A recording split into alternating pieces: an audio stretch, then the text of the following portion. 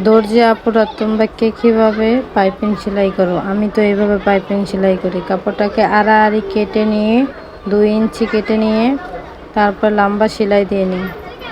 লম্বা সেলাই হওয়ার পরে সুই সুতো অবশ্যই 4 পালা করে নিতে হবে, না হলে সেলাই টান দেওয়ার পরে ছুটে যাওয়ার সম্ভাবনা আছে।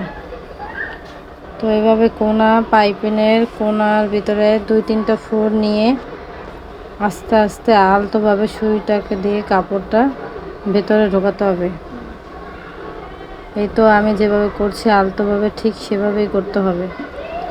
মনে রাখো এটা সুইটা যেন কাপড়ের মধ্যে না গেঁথে যায়। এটা আস্তে আস্তে সুন্দরভাবে করতে হবে। তো এইভাবেই উল্টিয়ে নেওয়ার পরে সুতার মাথাটা ধরে আর কাপড়টা আরেক পাশে ধরে আস্তে আস্তে টান দিতে হবে। বেশি জোরে টান দিলে আবার সুতোটা ছিঁড়ে যাবে। এই যে দেখো আমি কিভাবে টান দিচ্ছি, ঠিক এইভাবেই আস্তে আস্তে টান দিতে হবে। আমার ভিডিওগুলো যদি ভালো লাগে তো অবশ্যই পেজটাকে ফলো দিন।